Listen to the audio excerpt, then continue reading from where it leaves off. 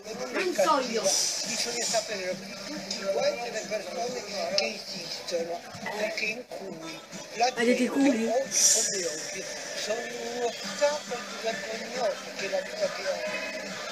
Per questo io mi dedico tutto a loro, con tutto il mio spirito, con tutta la mia voglia di vivere, perché bisogna dargli conforto. Non mi va lo spirito dei morti. E tanta dolcezza. Come si chiama il film che sta girando?